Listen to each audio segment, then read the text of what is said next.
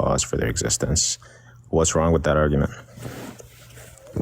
You say all things have an explanation. By explanation, do you mean like a causal explanation?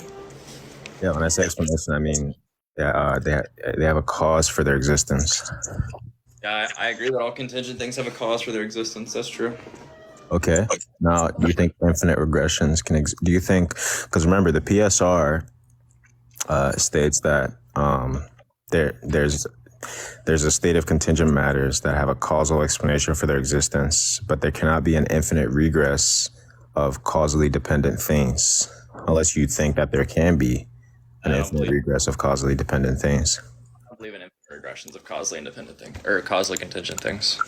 Also, you also reject that, so if you don't think that there can be an infinite chain of causally dependent things, then we actually agree, right? So if... Wait, sorry, did you mean dependent, or did you mean contingent, or do you mean those like in the same way? Yeah, like causally dependent things, right? There cannot be a chain of causally dependent beings. Okay. You asked, do I think that all things that are causally dependent have an explanation? Well, yeah, if they're causally dependent, they do, sure. Yeah, and you also believe that it can't go back into an infinite regression of an infinite chain of causally dependent things, right? Right? Okay, so if that's the case, then there must be, I'm sure you know how the argument goes, right? The conclusion follows that there must be, I'm sure you've heard about the BCCR, right? You've heard about that?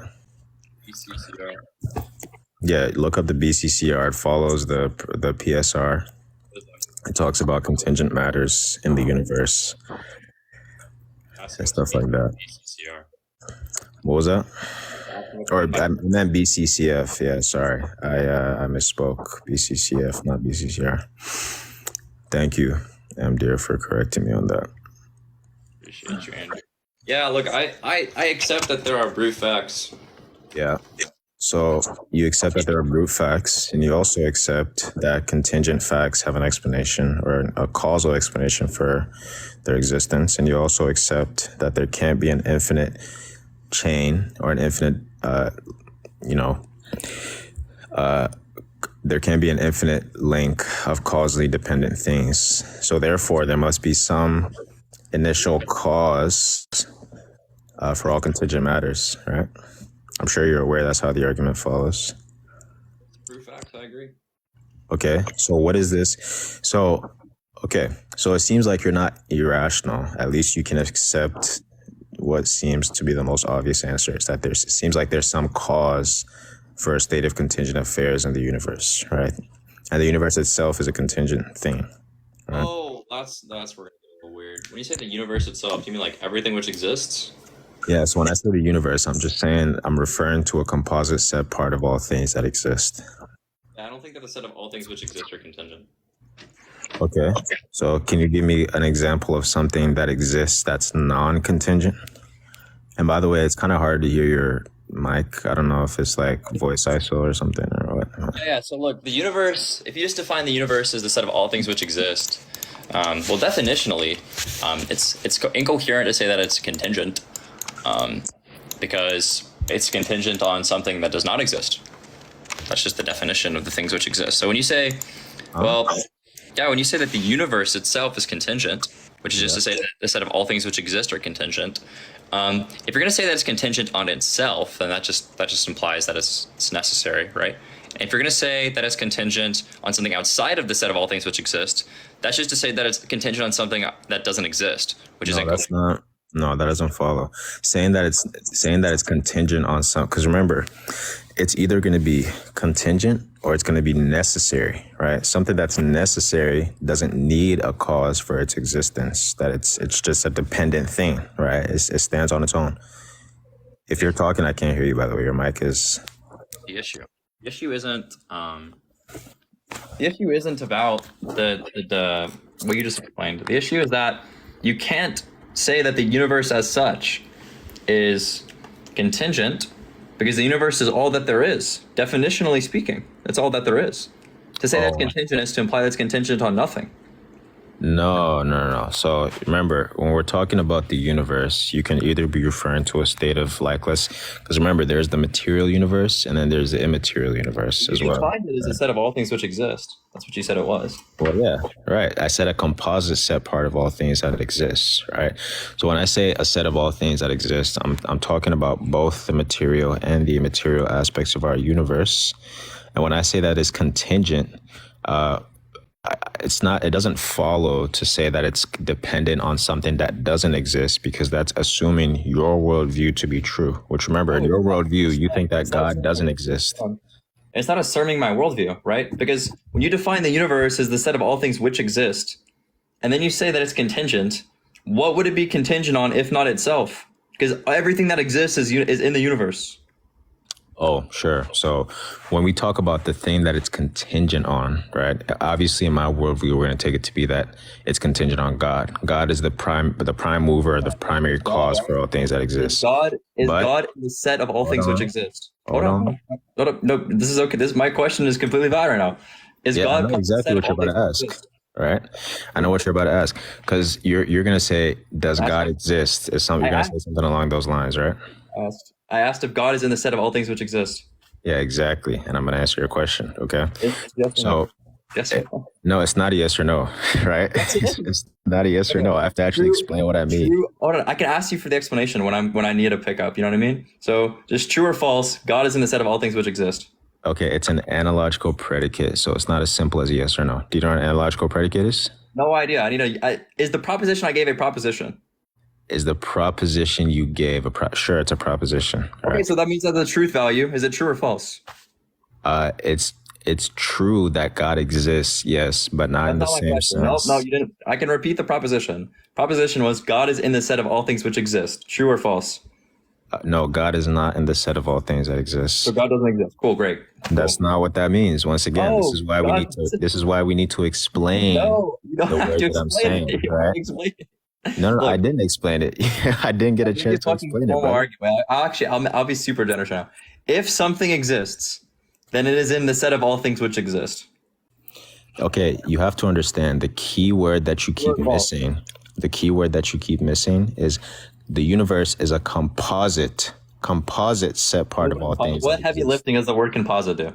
Okay, well, the reason why it's significant is because when you start to say, is God part of the composite set of all things that exist? Now you're making a category error. What does composite do for the what is, just define composite for me? And I'm sure it will literally do nothing. Composite just means that something is definable by its parts and it has a cause for its existence, right? So let's say a car is composite. It's made of different parts. Hold on, bro. Let me finish. A car is composite. It's made of different. I don't know if you're talking because like your mic is bugged out, but a car is composite because it's made of different parts and stuff like that, whatever. Like that's just what I mean by composite. Okay. Something that's made of parts, something that has parts that's constituted as a whole, as a holistic thing. Okay. Now, the reason why we have to make a distinction between what we mean when we say God exists versus the universe is a set of all things that exist is that it's going to be an analogical predicate. Now, I think I asked you if you know what an analogical predicate is. You said no, right? Yep, that is true. Okay, so your mic is fine. He's being rude. How am I being rude? Dude, what? Yeah, just look. I'm letting you monologue so I can just get all the monologue out and I can explain to you why what you're saying is wrong. Just explain to me what an analogical predicate is. So when we talk about analogical predicates, right, we're talking about we're talking about like using something analogically, right? So it's going to be the same word, just with a different meaning. So when we say I am healthy and I say the food is healthy, for example, I'm not saying that I am healthy in the same sense that the food is healthy. That's going to be an analogical predicate. It's the same word used analogically across two things. It's just different. So when we say God is good or God exists, we're not saying God exists in the same sense that the universe is a composite set part of all things that exist. We're saying that God is what existence means because God being the dependent being, his essence is identical to his existence. I'm sure you've heard this argument before as well. Yeah, so look, here's the fucking problem with all this shit, right? So it looks like you're just invoking the sense reference distinction and you're saying that when I say that God exists, I'm talking about it in a different sense and in the same reference. Is that what you mean? No, I'm talking about an analogical predication. What is the distinction between that and the sense reference distinction? Okay, so the difference between that and a sense reference distinction is we're not making a reference to some kind of sense. We're talking about a property of something. That's not what the sense reference distinction. That's not what the sense reference distinction is. Okay, what do you mean when you say sense reference distinction? So the sense reference distinction talks about the way that concepts get at words and what they mean when we use them. So when I use a word, right, what the word refers to, right, the object that it's actually referring to is the referent or the reference. In the sense is just the way that I'm getting at the word, like the intention. Okay, so for example, if I said water is blue and then I said H2O is blue, right? We're talking about the same thing. The referent is the same, but the sense is different. You're telling me that God just is the universe, yeah? No, that's not what I said. Okay, then what did you say?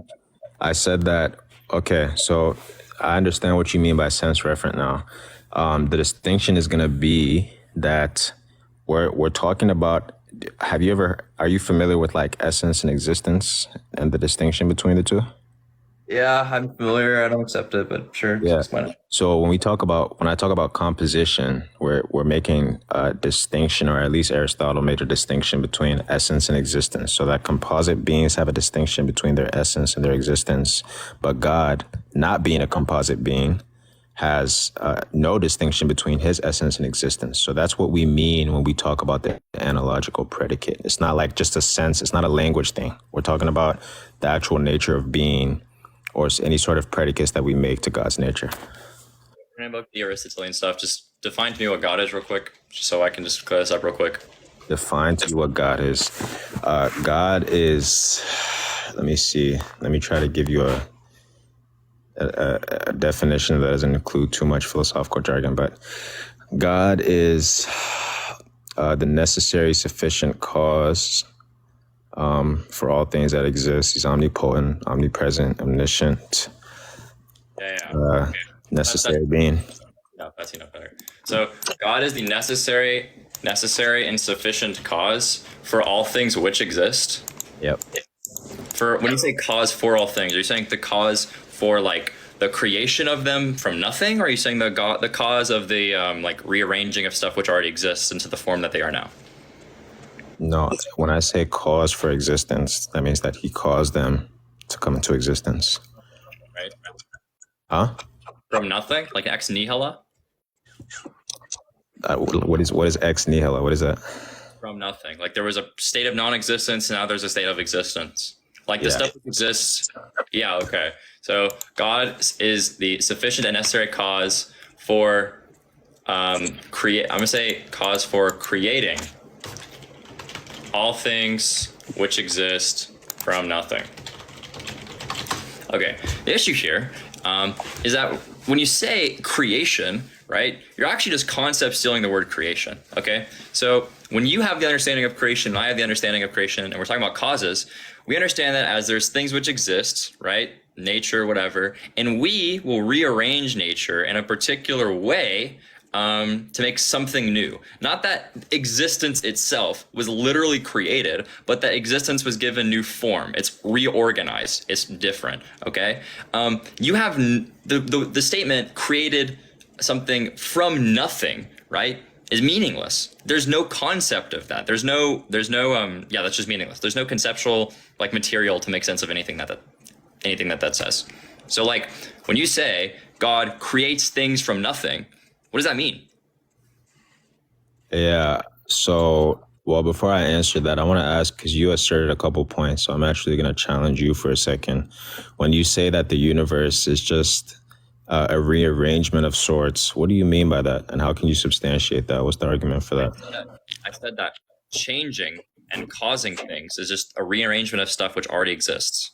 Yeah, exactly. Right. So you said it's a rearrangement of stuff which already exists. That's a positive claim. So what's the argument for that? Just the definition of change. But that's not an argument, right? Like if a Christian came up to you and said, that's an argumentative assertion. That's a definition of a claim. There's not a truth or false to a definition.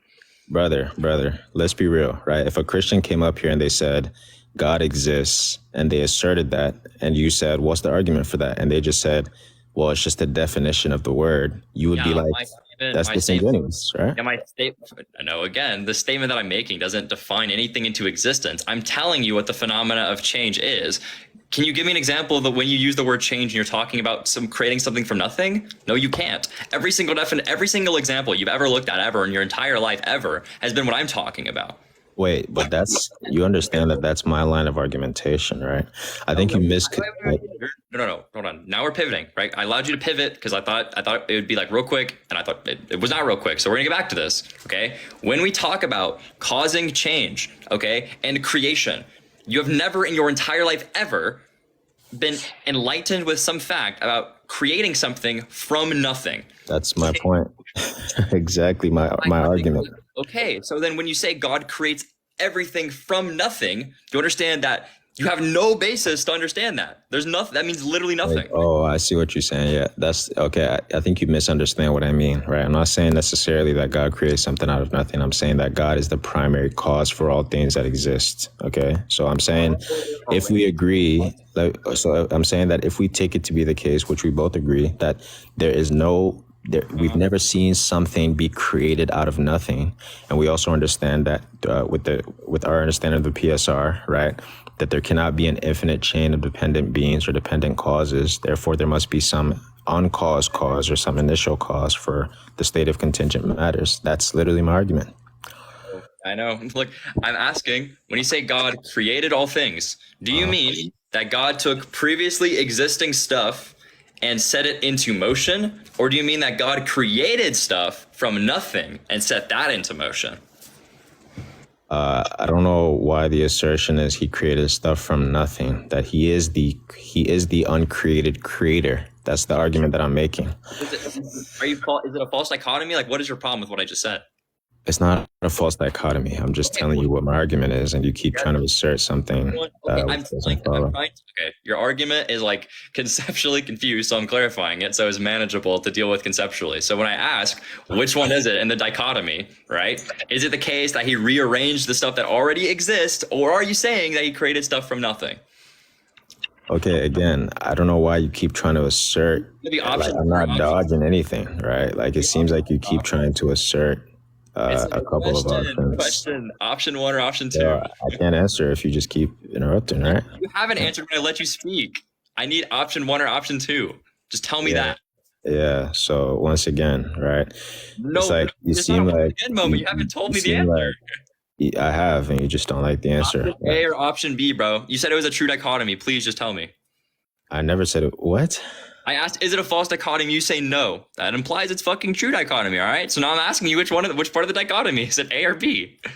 Brother, my argument is that God is the primary cause for all things that exist. I don't know how many times I have to tell you this. I don't know how many times I'm going to have to ask you this question. You not answer it. Okay, I've answered your question. I don't know how many ways. Option A or option B, bro? Okay, lay out the options again. All right, I'm going to need an answer, all right? I asked, when you say God created all things from nothing, or created all things that exist, are you saying that God created everything from nothing, or are you saying that God took the previously existing stuff and set it into motion? Okay. You're asking, did God create previously existing stuff, or did he create things out of nothing? That's what you're asking. I'm asking if he sets previously existing stuff into motion or if he created stuff out of nothing. Yeah, God can create option B, bro. That's what I need. Yeah. So the reason why I'm being hesitant in answering your question is because when I answer right now and I say that yes, God can create things out of nothing, I'm gonna have to further explain what I mean by that, and you're not gonna give me a chance to, and then we're gonna get into another conversation about sustaining causes and participation in existence and analogical predictions, and you're gonna cut me off like I just predicted. Instead of doing this thing where you're trying to operate on meta levels of cognition and predict what I'm going to do, how about you just let me ask you questions? Right?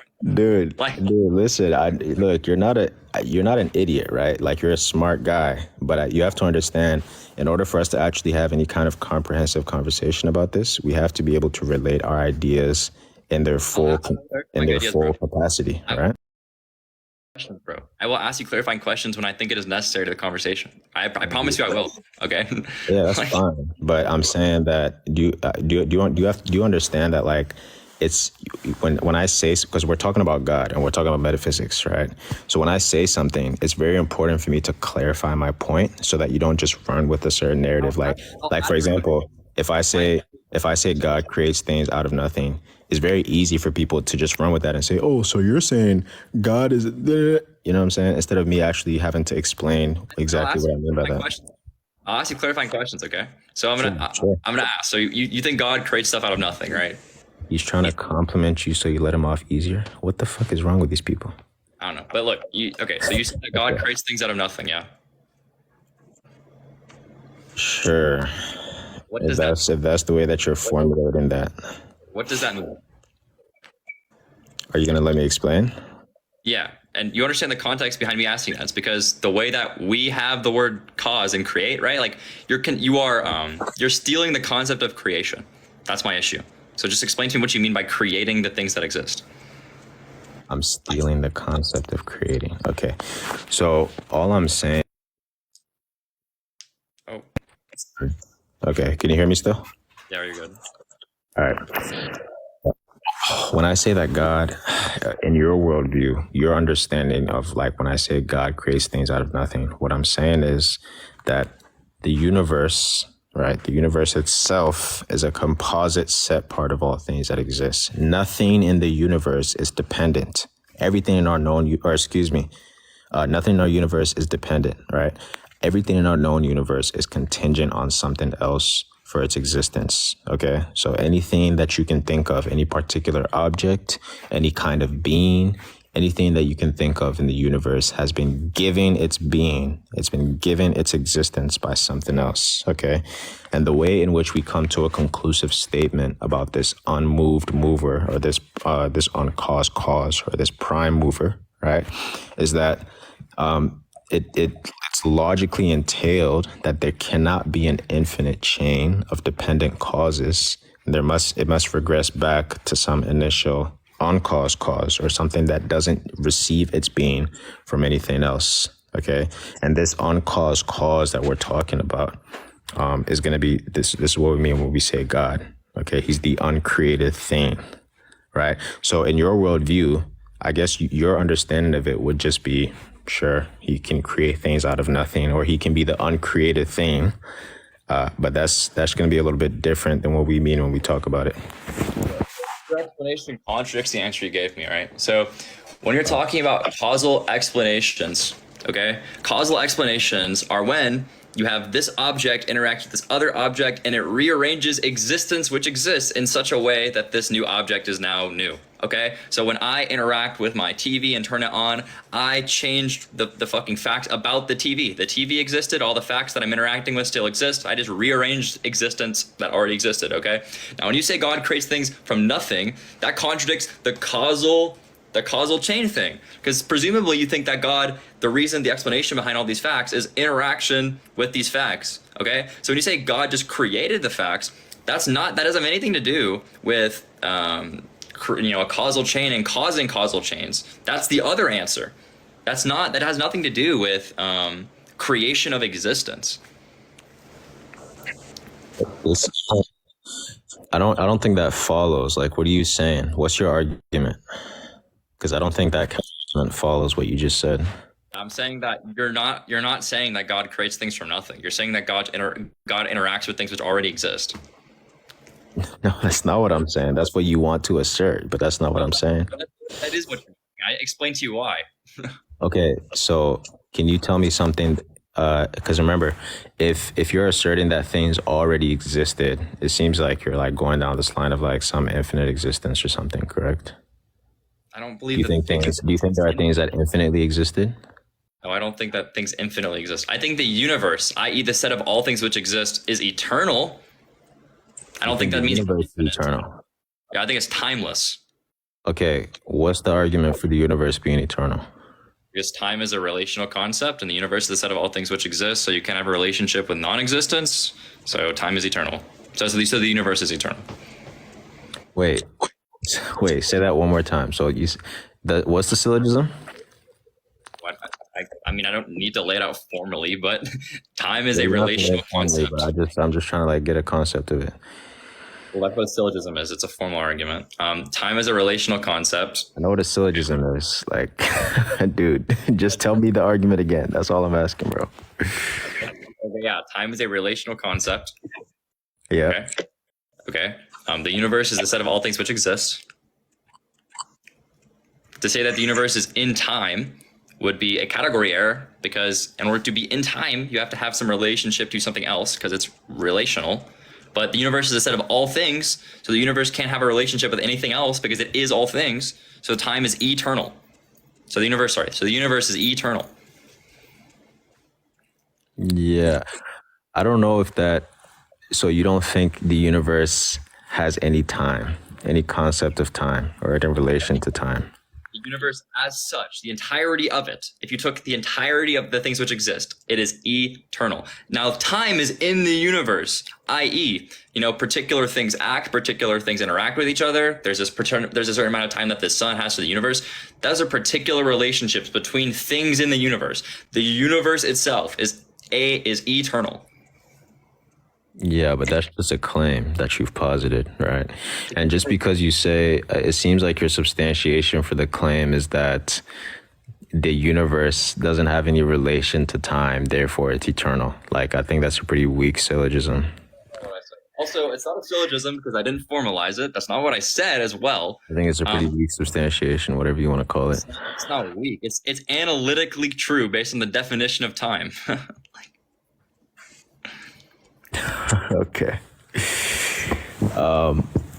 So let's go back to the conversation about like composite things, right?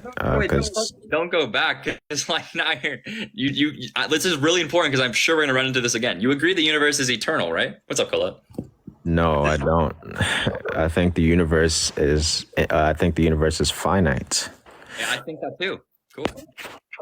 That's a contradiction. How can you think the universe is finite but eternal? How did I define eternal?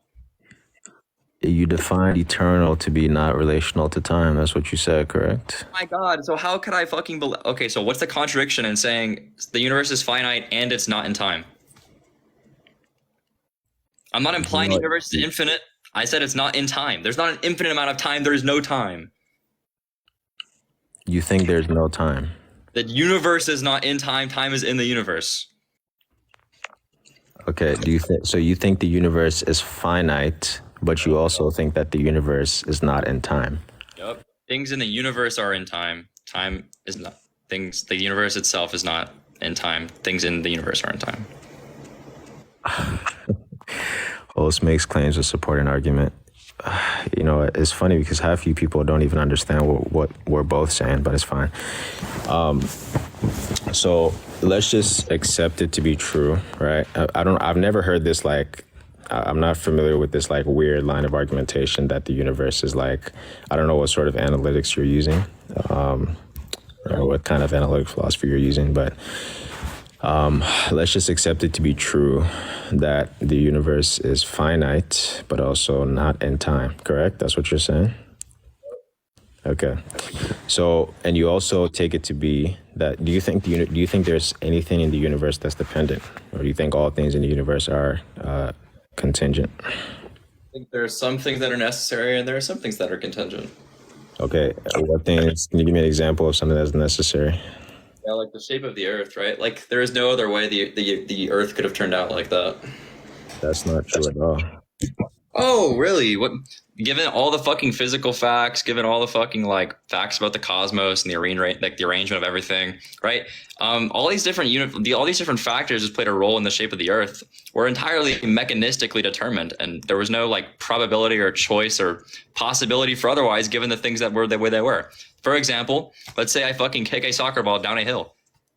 Given that I kick a soccer ball in a certain way, it will predetermine destiny, destiny-wise, end up in a specific spot, given the laws of physics and the shape of the terrain, et cetera, okay? So all this, like, all the fucking universal shit that led up to the shape of the Earth, it's all predetermined. Had to be that way. It was necessary. Yeah, I don't know. I don't know what you mean by that, but I think what do you mean by necessary? How are you using the word necessary? have been otherwise. It was required. It was logically required. Okay, so we're using the word necessary in a different sense, right? So when I say necessary, I'm not saying that it couldn't have been otherwise. I'm saying that it doesn't need something else for its existence or to receive its being. Okay, so remember, we're talking about contingent state of matters and whether or not they have a causal explanation for their existence, right? So that's what I'm talking about. And then also, even if it was the case that what you're saying is true, the universe. I'm pretty sure, I might be wrong about this. I haven't read stuff about this in a while, but I'm pretty sure the universe, if it was different by like one part in like a million billion or something like that, the universe would have imploded in itself and nothing would have ever existed if it was different by one part or something like that. But anyways, so yeah, there was a multiplicity of possibilities that the universe could have expanded or extracted or imploded or whatever the case may be. It was absolutely not true that it necessarily had to be the case that the universe was shaped and expanded the way it did. Again, like that's just going to be some scientists talking about metaphysics and they're going to be out of their league. And then we'll talk about like fucking necessitarianism and whether or not that the universe could have taken on a different adaptation of what it was. All that shit doesn't matter. Absolutely does, because you made a claim about it and there's counter arguments to it, which I just proposed. This is not a fucking metaphysician. They're not going to be able to give me arguments against necessitarianism. Oh, say that again? You might cut out. Scientist is not a metaphysician. They're not going to be able to give me arguments against necessitarianism. Yeah, what does that have to do with what I said? I know you don't fucking know what it has to do with what you said. What you said is that there are counter arguments to my assertion. Your example of a counter argument was a scientist. What? No, it wasn't. What was it then, bro? It was literally a metaphysical proposal. What are you talking about? Why a fucking Oh, you're like, bro, I'm pretty sure scientists believe that like the universe could have been other ways. I'm like, well, I don't know why the scientists would say that. If I said scientist, then I misspoke. But what I meant to say was there's been multiple studies that have shown like the inception of the universe and the expansion rates and stuff like that. Scientist, bro, what are you talking about? Okay, even regardless of whether or not it's a science, what does that have to do? Science doesn't answer metaphysical questions. Metaphysicians do. Yes, I know this. I know that science doesn't answer metaphysical questions. That's why it has nothing to do with what I'm talking about, because they're not fucking talking about philosophy. They're talking about science. Dude, my guy, you said that it's necessarily true that the universe must have been ordered in a particular... Hold on, let me finish.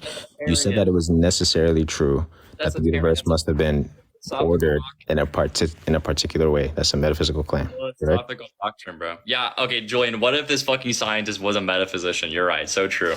I'm sure this fucking scientist was a metaphysician. That's why he's studying astrophysics. There we go. But listen, you said it was necessarily true. You said it was necessarily the case that it couldn't have been any other way, that the universe was ordered in a particular way or a particular form, right?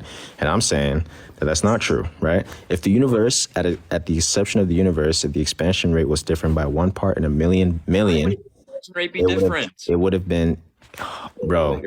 You're about to be dumbfounded, bro. Why was the expansion rate the way it was? Because it was designed. It seems like there's a rational order to the universe. Begging the question that is fucking designed. I'm asking the argument. Why is it the way it is? That's not begging the question. There's a rational order to the universe. Oh my God! Why does the law of identity not explain the rational order to the universe? How does the law of identity explain the rational order? Things are orderly because they're determined to by their nature. What?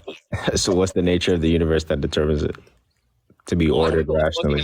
Identity. Oh, you want like the specific physical scientific nature of the universe? I'm not a scientist. Go ask a scientist. No, if you want the fact that it's orderly, you're investigating the fact that it's orderly, not the fucking order itself.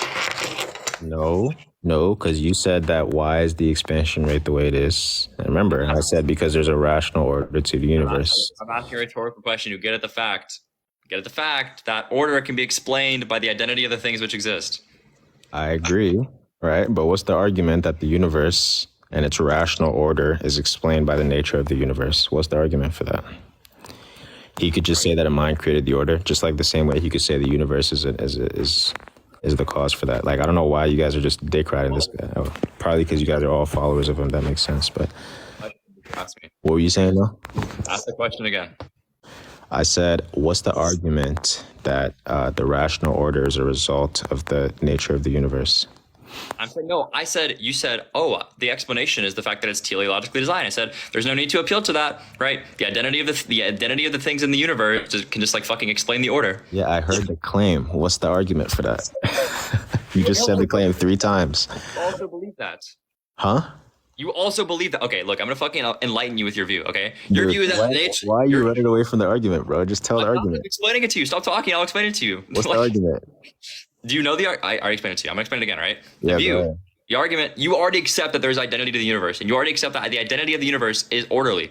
You're asking, what's the explanation to why the identity is the particular way it is? In which case, there's no need to appeal to all of that. The order of the universe can be explained by identity itself. You also believe that. You just believe in positing this extra higher level explanation, being like, oh, well, the identity of the universe is determined by this supernatural entity. In which case, Occam's razor it off. You don't need it.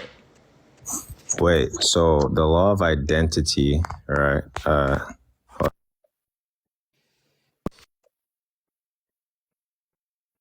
Okay, can you hear me? Can you hear me? Yep. Yeah, so the law of identity just states that anything that exists, any particular thing that exists is made up characteristics that's bro, can I? Yeah, I can just tell you what the law of identity is. Yeah, it's just like anything that exists is made up of like whatever characteristics of, and that's part of what it is, right? That's what the law of identity states, okay? But it doesn't follow that the thing is the thing in its nature is a cause for its, let's say, teleological principle of teleology or something like that, right? That doesn't follow. So that's why I keep asking you again for the argument for why the rational order of the universe is a result of the nature of the universe, which you haven't posited. You've just been repeating your claim like over and over again. Yeah, that's not what I've been doing, right? You've been actively dogmatic to the explanation I've given you, and you've often acted confused when I give you a perfectly fine explanation, and I will answer your question. Don't interrupt me. Look, I'm going to give you the explanation, okay? The law of identity says that A is A. Things are what they are. A corollary, and self-evident corollary of the law of identity is the law of causality. The law of causality says that things act in accordance with their nature. This is just the law of identity applied to action. That is sufficient to explain the order of the universe, that things act in accordance with their nature, i.e. their identity. That's why my answer is sufficient. You also believe that. It's just the case that you think that the identity of things are determined by this God figure, which one itself would also presuppose the law of identity, so you're not getting around the issue. But two, there's no need to posit the God figure because it just inflates the ontology unnecessarily. No, I disagree. All right. And also, I think you said something like we're what did you say? You said that we're inserting this God figure to explain the identity. Is that what you're saying? Not necessarily. Say that again. You're positing the God figure unnecessarily. Okay, dude, this is just your belief, right? Like we're not just positing this God figure because it's like something that. Can I finish? Can I finish? We're not just like positing this God figure because like, oh, it's just, extra metaphysical baggage or something like this. Like, no, these are actual like real explanations of the universe. Now we can sit here and talk all day about the rational order of the universe and why it exists the way it does. Why is the universe ordered the way it is, and why is it not ordered in another way, a particular way, whatever the case may be. But when I posit like this God figure, right? I'm not talking about like, I mean, the law of identity and stuff like that. We can talk about what logic means in reference to God. That's another conversation that we can, like, there's so many like claims. An entire minute not fucking explaining anything, please. There's like so many claims that you're positing that like, it's like I have to like explain a new concept to you every time you posit a new claim. And then we just shit, please. Dude, I've explained a lot. No, you haven't. You've been yapping this whole time, please. Look, I'm gonna ask you again. Look, obviously, you haven't actually substantiated. You are too beastly for me to give you the fucking floor and let you freely speak and concise and precise your mind. Okay, so I'm gonna give you fucking questions that I need you to stay limited to. Okay, my question to you is: what does the theist hypothesis explain about the order of the universe that naturalism can't? Go for it. Say that one more time. What does the theist account explain about the orderness of the universe that the naturalist can't? Can you say that again? Nah, you're cooked. You're actually cooked. You're cooked. You really thought you were gonna like tell me what I can say and can't say? That's not how it goes, bro. Yo, All right, actually, that's I not have the how it platform. goes. I don't want to like dick you down on the platform and be like, Yeah, yo, look, I don't want to you have you up can. here, but I don't just care if you have a please platform. participate. All right, Just you have participate. I just 154 want you to people. participate, bro. This is I'm nothing. you're All right? yapping. It's like it's tiring, bro. Like No, it's dude, cognitive no, fucking, it's no. cognitive masochism. Just Look, please fucking look, talk to me about what I'm saying. look, man. Look, you and I. You're 18 years old. Okay, so you and I are two full-grown men. All right. Yep. And we can have a rational conversation about this without you like insulting and doing all that kind of stuff. Okay. So, what I'm saying is, if you don't understand the arguments that I'm positing, you can just say so. And look at you, you're doing it again. Look at you, doing all the facial expressions and all this kind of stuff. Right Running. Just now, answer my question. this is not running, bro. Yes, This you is are. not. Answer This my is not. question. I'm Okay. running. Answer my question. If you, oh, I appreciate the gifts, by the way. Appreciate that. Stop running. Answer my question. Thank you, Julie. If you want to have the What are you doing? Just answer my question, please. Stop dodging my question, bro. yeah, give me 1 second. Hold up. No worries, dude. Wait, it's like my second day on TikTok live. I'm already getting gifts. That's crazy. So, oh, thank you, Moose for bro. That's actually fire. Okay, sorry. Repeat the question one more time, bro. You see how frustrated it is, right? You see how frustrating it is when you say something and somebody doesn't listen and they think it's just a bunch of crap because they don't understand it. That's how I feel. Happening is I've asked you questions, you've actively dodged them every time, and so I'm asking you another question. You've literally dodged every question I've ever asked you, bro. Stop fucking lying, bro. You've literally dodged all my questions, bro. Like, every time I ask you a question, you just say, "Well, it's just logic, bro." Like that's all you say. Come on now. Look, I'm gonna ask you it again, okay? What? And this is the last time I'm asking it, so you better fucking get your listeners on, all right? Put your thinking cap on, okay? All right, buddy. You just came out the womb. Relax. What? Now, what'd you say? The theist hypothesis explain that naturalism cannot. Okay, so the theist hypothesis explains better, at least on the metaphysical accounts. It explains better. It has a better explanation for the state of contingent matters and how they need a necessary cause for their existence.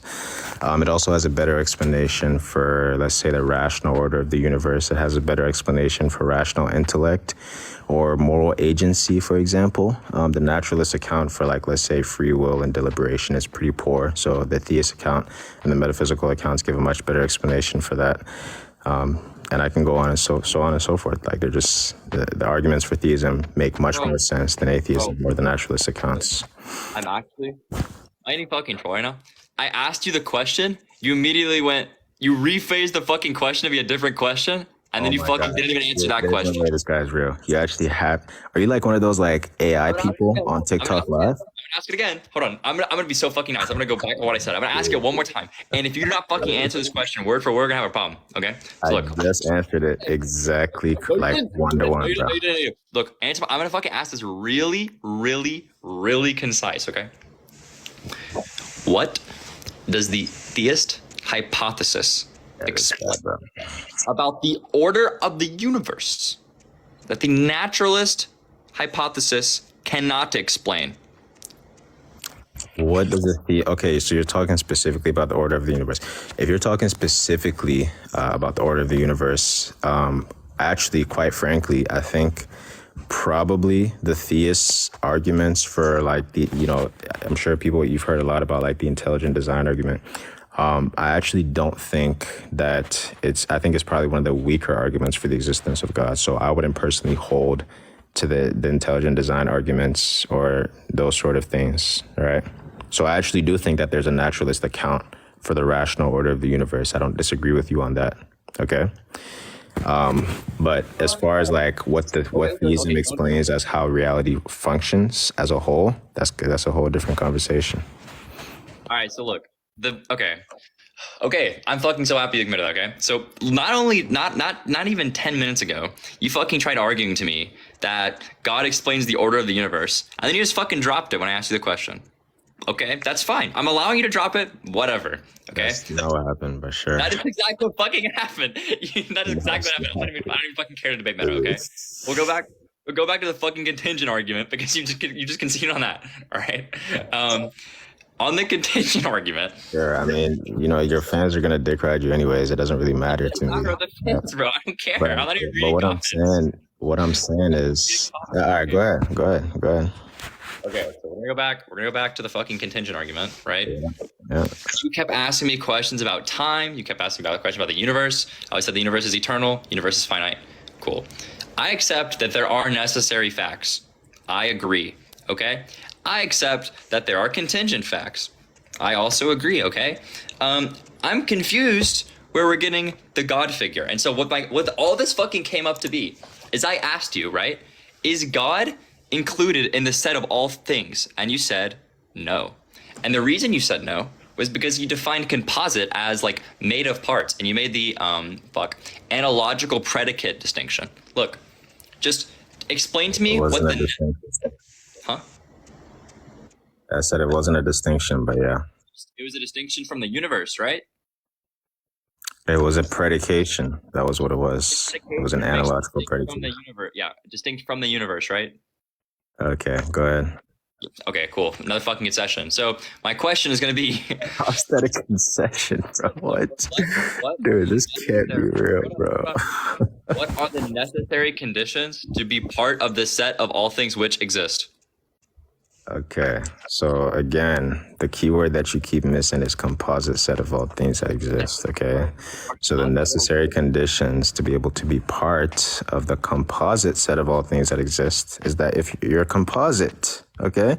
So anything that's composite, anything that you can think of, cars, phones, trees, human beings, particular things that exist in the universe, if they exist in a form, matter, composition, which means that they're made of matter, and they have a particular form that's given rise by their nature of being, this is gonna fit in the category of what we mean by existence.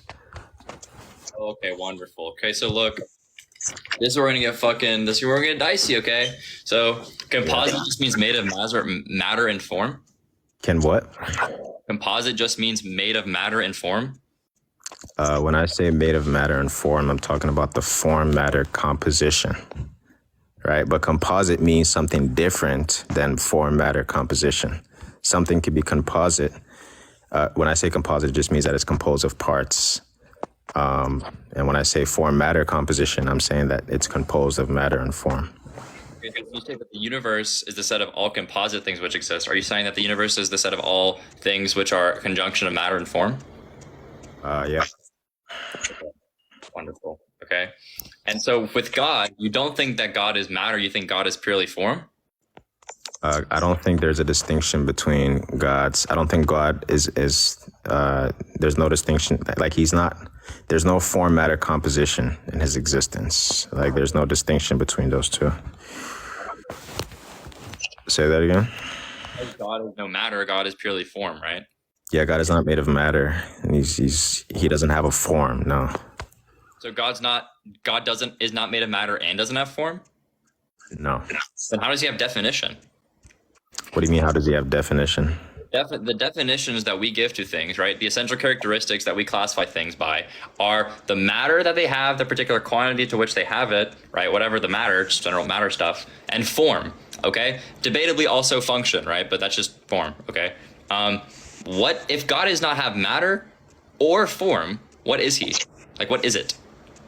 God is a supernatural entity, like we just explained earlier. Okay.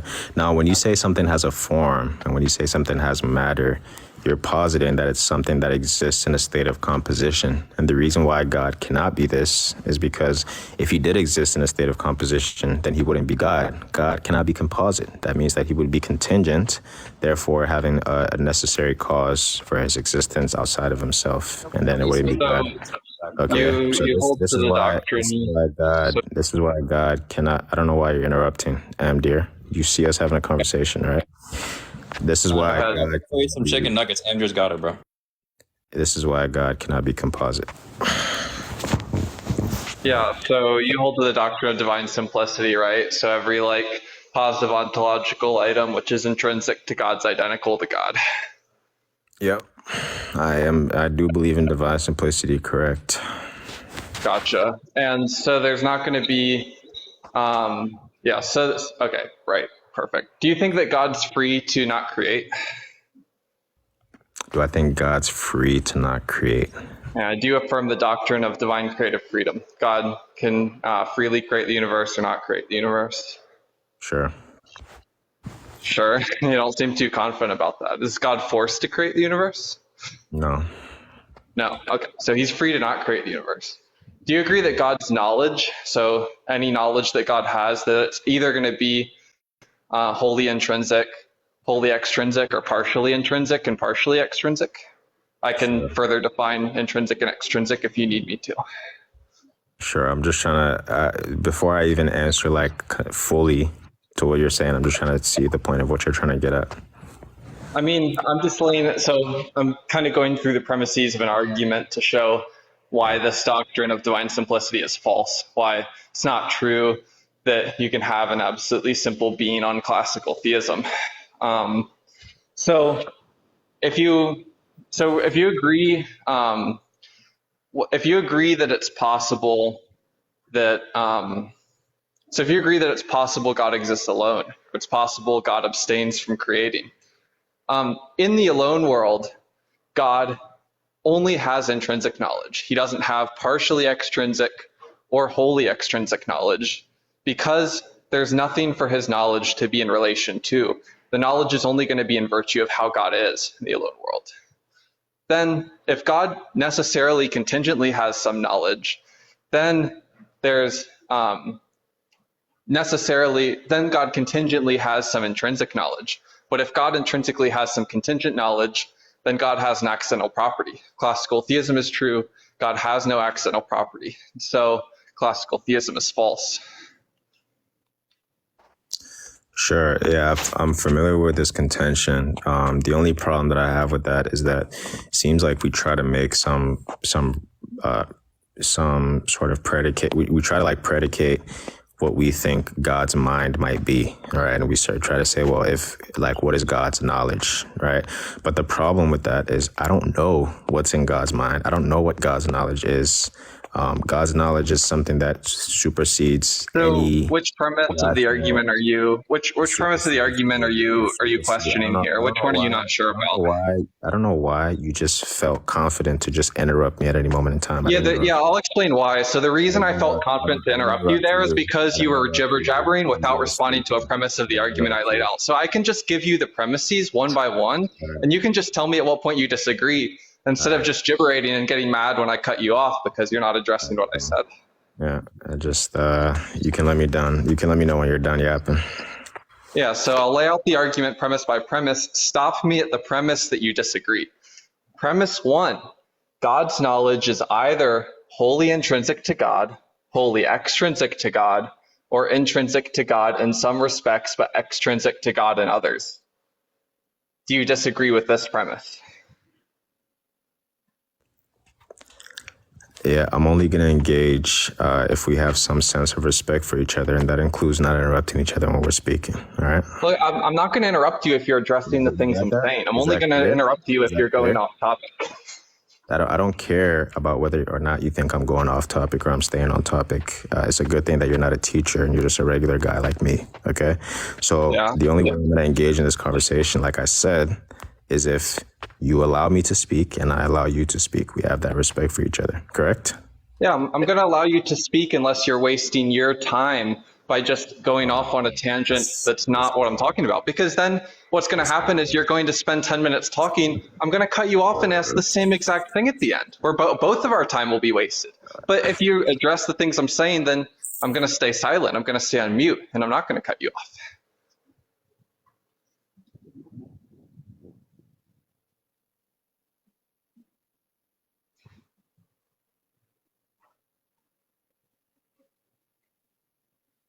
Are you good, bro?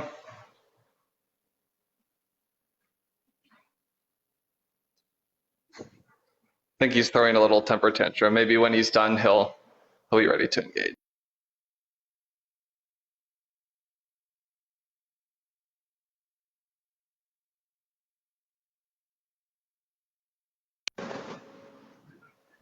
I just think it's like it's like an inappropriate conversational norm for somebody to like lay out an argument and you start complaining about how we can't know God's mind instead of making it clear like what juncture of the argument you're disagreeing with.